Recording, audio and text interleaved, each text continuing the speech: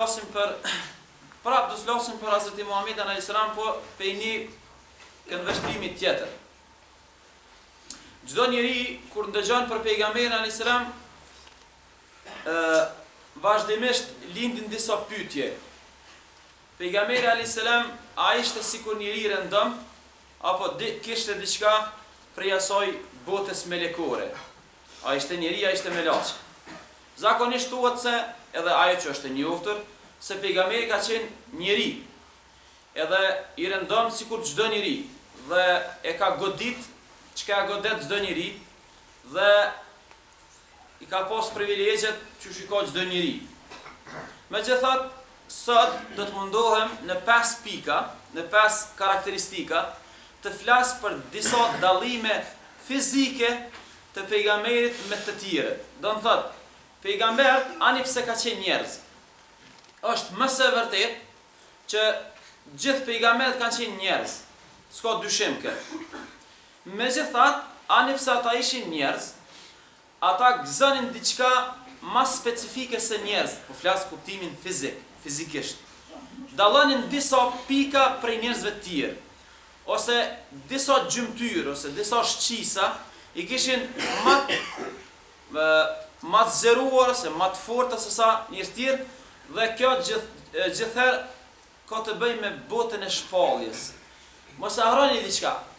Lidhja e njeriu me botën e melajkeve, me botën e msheft, me qiejt, nuk është e lehtë, sepse na dim që shpallja është mision hyjnor, nuk është i lehtë me pranu ana fizike. Nuk është lehtë një njeri mu taku me melaçen, sepse ajo është një botë tjetër, ti një botë tjetër. Prej këtu transmetohet se pejgamberi kur ka pranu shpallje, kur i ka ardhur inspirimi, ai ka qenë me shok, e kanë lu njerëz. Transmetohet se ka qenë ftoft i madh, kur filloi kemi zbrit shpallja, e mlanin udhësitke, balli i tij udhësitke për shkak të vështirësisë pranimit të shpalljes, kuptimin fizik po flas. Prej këtu Allahu i ka veçu profetët me disa veçuri edhe fizike, në disa aspekte ka ndalu edhe fizikisht. E para, do të mundohem 5 prej këtyre dallimeve me sqaru këtu bashkarisht, po jo me qëllimin që me kriju opinion se pejgamberët kanë qenë jo njerëz, ose kanë qenë më shumë se njerëz. Nuk është qëllimi këtu. Me këto po dyna me specifiku që pejgamberi ka pas disa karakteristika, disa veçuri, po megjithatë gjithherë ka qenë prap njeri. Me këto çfarë shpjegojna, keni kujdes, nuk po dyna me nxirr prej njerëzores Hazreti Muhamedit alayhis salam, sepse ai ishte njeri, edhe ndoshta madhështia e pejgamberit pikërisht është në ato që ishte njeri, sepse po të dërgon të Zoti një melaçe, do të ishte melaçe ai, edhe let do të funksionante në këtë botë të pas parasysh natyrën e saj. Mirë po, njerëzit sigurisht do të justifikoheshin para Zotit se o Zot na ke qenë melaçe, na s'mundem më bëj melaçe. Por ata vazhdimisht Zoti ju ka dërguar njerëzimit pejgamber prej llojit të tyre, sikur ata.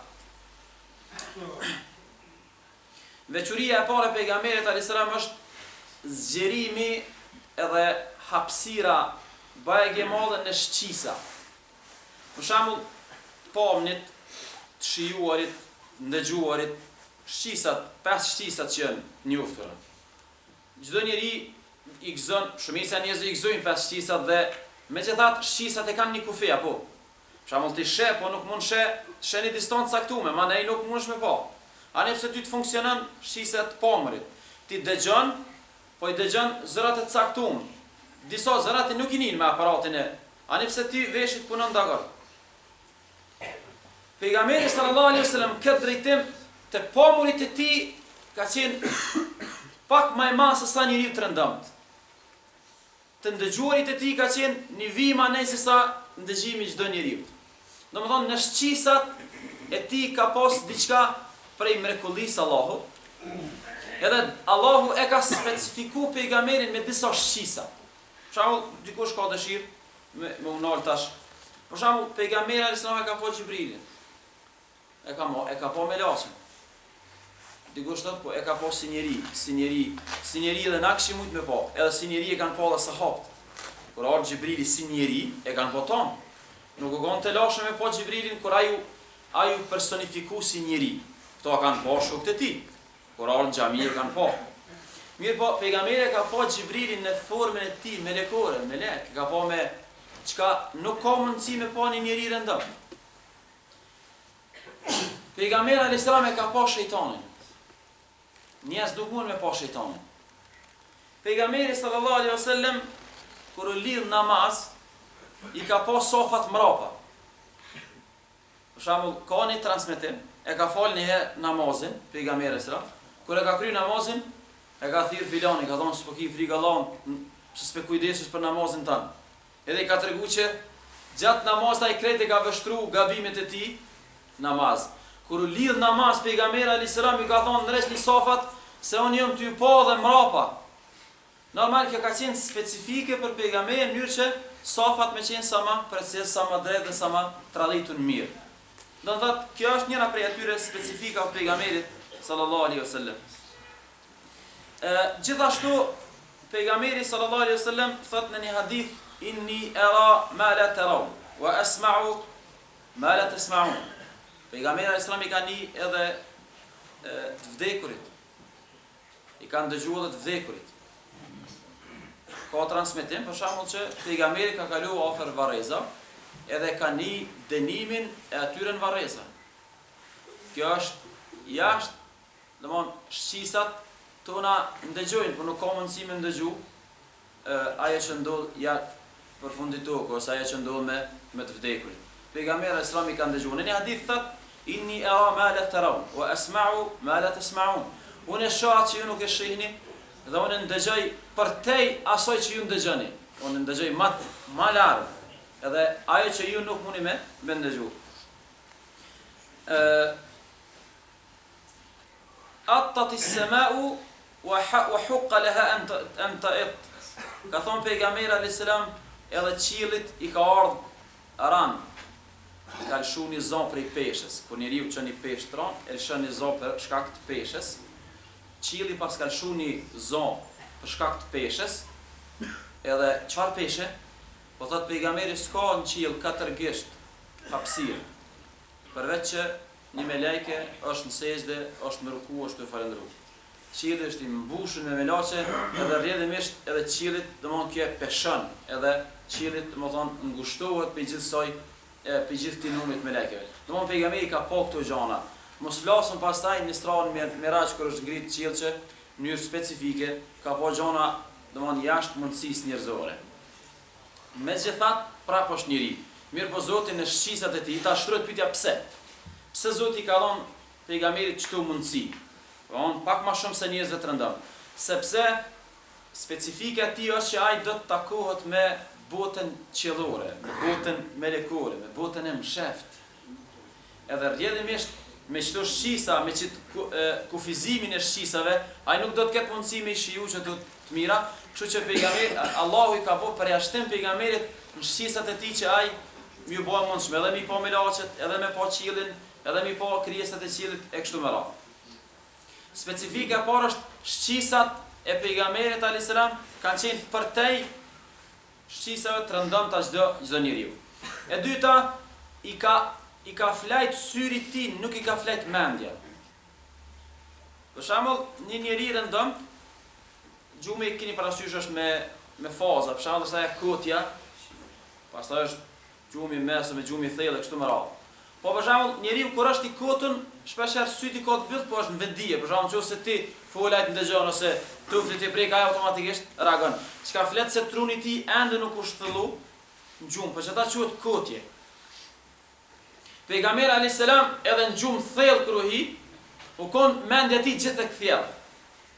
Me një rast thot sallallahu alaihi wasallam, jen kon të prit vitrin, namazin e vitrit. Namazi i vitrit është namazi i fundit, mas jacie. Jen kon të prit me fal vitrin, edhe i kam shel syt, edhe ka fjet. E kur u çupej gjumit, nuk ka marr abdes, u fal direkt, e ka fal vitrin, pa ja përsërit abdesin. Dikush i ka thonë ja Rasulullah, nuk flajte? Domethënë, do të më marr abdes, sepse gjumi i thellë e prish abdesin, për arsye se nuk e din njeriu gjatë gjumit a ka mujt me liru ndaj gazra ose të ngjashme. Për ata dhe gjumi i thellë do të më prish abdesin, do të më marr abdes ku të flesh. Pejgamberi alayhis salam i ka thonë atij që pe pyet se ti ja Rasulullah flajte, i ka thonë sallallahu alaihi wasallam, tanamu ayni wala yanamu qalbi. Kanë flajt dy sytë e mi, po s'ka flajt zemra jam. Me zemër ka për qëllim mendjen, domethënë më koi kthyer drejt më përcjell totalisht citat. Që kjo është specifike jo vetëm për pejgamberin, po krejt pejgamberët. Pejgamberët e Zotit në gjysmë natës me shku mendja e tij u kanë gjithë u kanë in. A vedeni of. U kanë gjithë i vëmendshëm. Jo sikur neve për shembull dynja gjysore do i kthjellesh edhe dhe i thjet memoria ku jo me sane, qysh na ndodh neve në gjumë thellë për shembull 2 minuta deri kthjellesh. Pejgamberët e Zotit i ka veçu Zotin që rraf, dhe gjumi i tyre ka pas të bëj vetëm me pamjen e tyre, ndërsa vetdia dhe mendja e tyre ka qenë thellë sikur loti. Edhe për ata kjo është një prej specifikave që me të cilën dallohet Hazreti Muhamedi sallallahu alaihi wasallam. E treta, veçuria e tretë e pejgamberit në kuptimin fizik po flasim. E para ishte shqisat,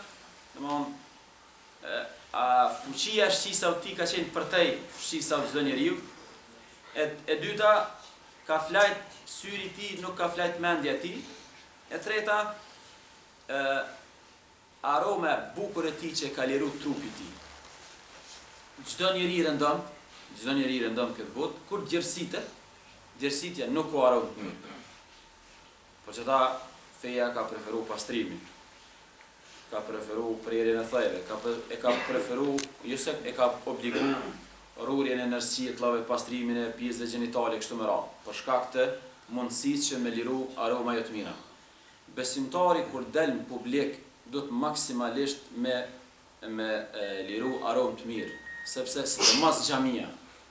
Pa ne nuk pekina këto parasysh, çështja e hudrave, kepëve, çorapave të ngjashme, sepse transmetohet me një rast që dikush i ka qu pejgamberit hudra dhe kep me hangër.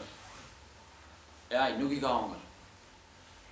Dhe kanë pyet pse s'po i han. Jo pse janë haram. Ka thonë se unë kam shumë kontakt me melaçe. E melaçe ti pengon aroma e keqe. Edhe ai që i pengon njerëz ti pengon meleket. Ati që i vjen 10 metra era kundërmon erë të keqe, nën kupton që as melaçe s'u ndrin nga ti. Sepse ajo që pengon njeriu në rëndom ti pengon edhe melaçen. Prandaj preferohet çështja e parfumave, çështja e miskave, çështja e pastrimit, domethënë të shpesh e kështu me radhë. Pejgamberi sallallahu alaihi wasallam ka qenë këtu pak më specifik se tjerë. Sepse çdo njeriu kur djersitet i vjen aroma ju e mirë. Pejgamberi ka pas specifik që djersitjes ti ka ardhur aroma e mirë. Jo vetë se e di që keni lexuar se pejgamberi ka përdor misk, ka përdor mes domethënë parfum, po e ka përdor, dakord, po megjithatë kjo është e rëndon për gjithë neve, ndërsa ajo që është e veçuritë e ajo është se djersitja ti nuk ka kundërmu erë të keqe. Përkundrazi, djersitja ti ka dhënë aromë të bukur dhe të mirë. Transmetohet që nëse dikush ka shku mrapa pejgamberit në një rrugë, në një rrugicë, që mund të ketë kalu pejgamberi pak më herët në për atë rrugicë, edhe dikush ka shku pak më vonë në për qatë rrugë, e ka ditë automatikisht që kënej pari ka kalu pejgamberi, aromen që e kalon edhe gjatë rrugës. Por nuk është arome që misku ti, keni kujdes, është arome dhe qenjës ti, e trupit ti që është specifike për Hazreti Muhammedin sallallahu alaihi wasallam. Transmeton Enes ibn Malik e ka shoqëruar shumë pejgamberin, se më thotë orë një herë me një rast në shtëpinë tonë, pejgamberi alayhis salam e ka zonë gjume u kut në shtëpi. Edhe a keni pa kur flan ka një njeriu, domoni dalin të diers, sidomos këtë pjesën e ballit këtu, thotë edhe nana jam e ka marrë një tigull, edhe ardh edhe munu ato pikat e djersve me i fut aty për shkak të aromës mirë edhe ato me i përzi me mes mas nej. po tu mundu mja marr ato djerës të pejgamberit a.s. Thot, i ka dalë gjumi pejgamberit a.s. dhe ka vetë nonën tem çka jetu dasht me bo. I ka thonë, ja Rasulullah, na i ke dhonë aromë këtë shpis, me këtë aromën të mirë. E po dhe dëshirë mi marrë dhe djerës tua që shumë, a e lonë dhe pare parfimit. Edhe mi përzi me misk, edhe me përdor. Në thotë kjo është specifike për pejgamberin sallallahu alaihi wasallam, gjithashtu edhe butësia, durve ti, lëkurës ti, pejgamberi ka qenë i bardhë, mos para disa ditë më pyeti dikush çfarë ngjyre ka pas pejgamberi. Pejgamberi sa ka pas ngjyrë të bardhë, shumë i heshëm, lëkura e durve ti ka qenë shumë e butë.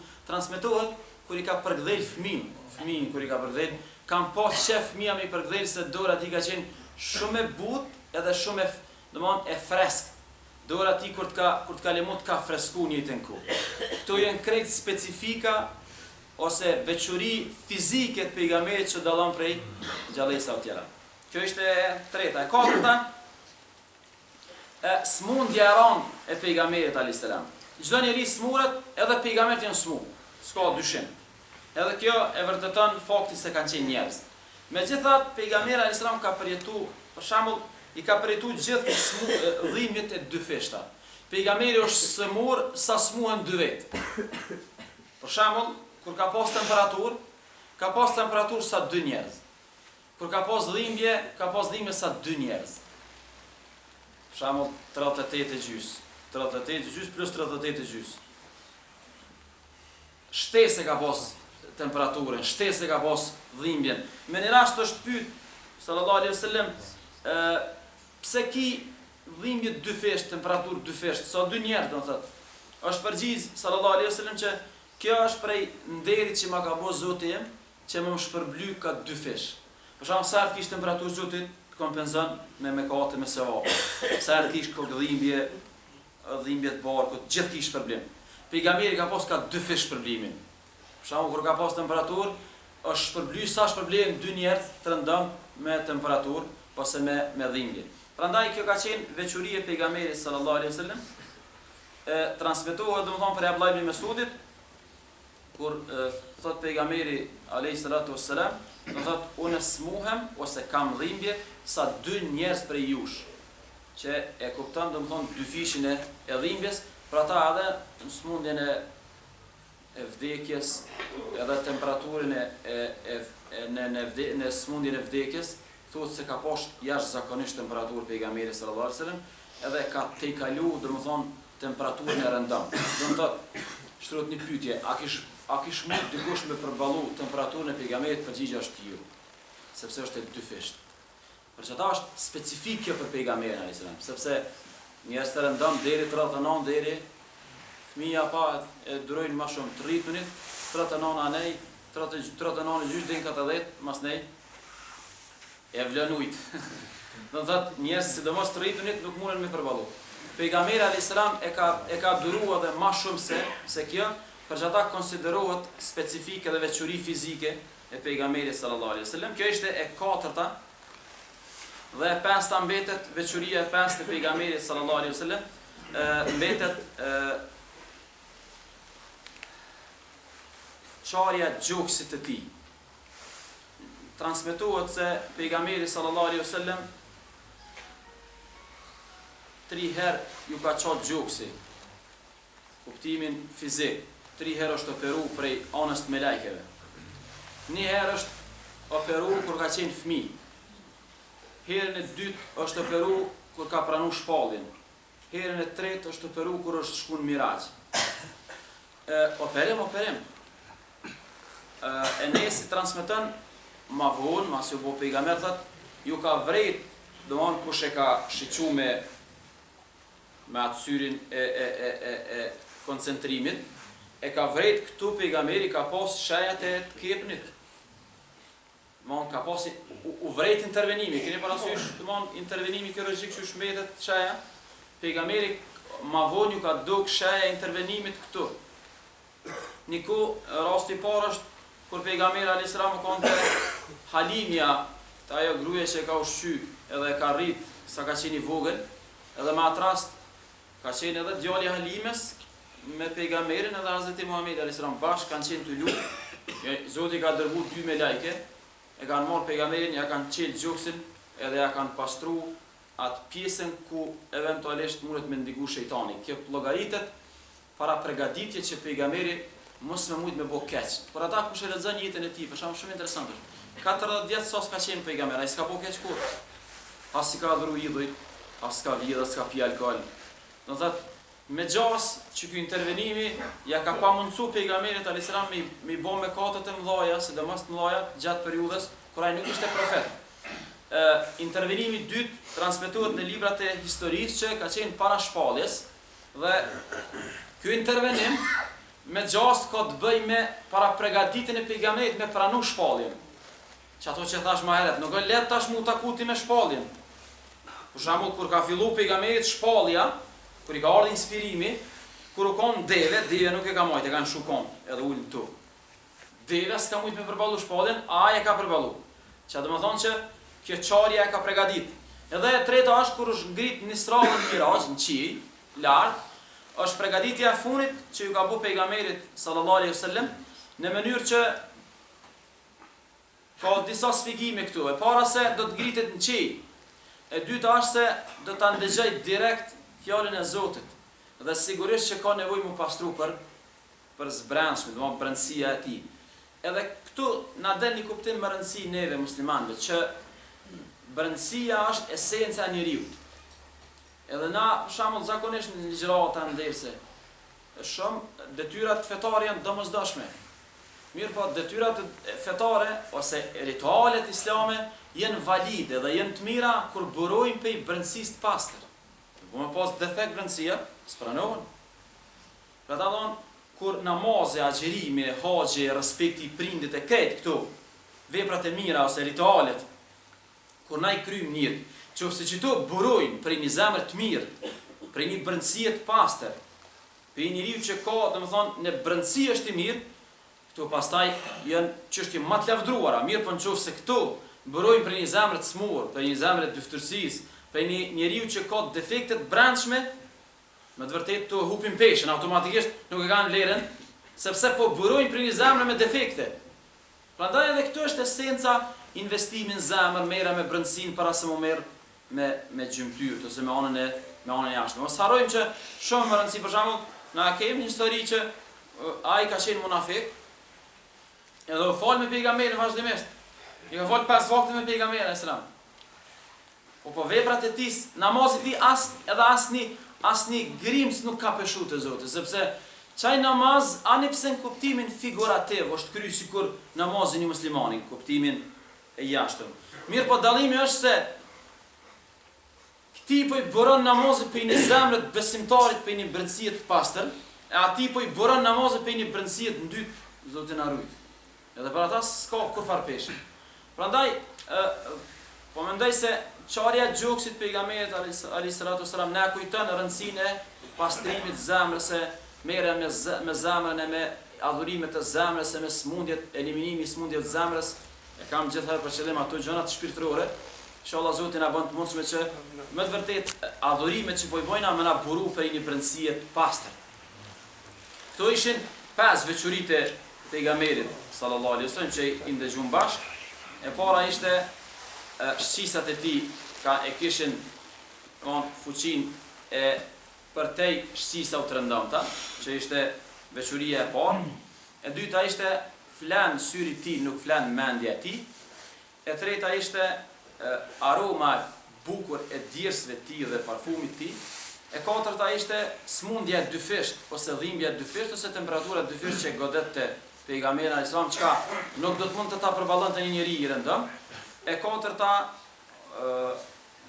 ose pesta në këtë rast ishte çarja e gjoksit të tij ose intervenimi kirurgjik në brendësinë e tij, po jo për doktorëve, prej melajkeve për ta pastruar zemrën e tij që mos të ketë mundësi as të koncentrohet smundjet e zemrës, xhelozia, inati, dyftërsia, shejtani kështu me radhë. Prandaj ai njeri ishte më të vërtetë i pastër në brendësi, edhe do të thotë për ata dhe mbetet modeli më i mirë i njerëzimit, sidomos në sferën e brendshme të jetës së tij. Zoti na fal gjithëve.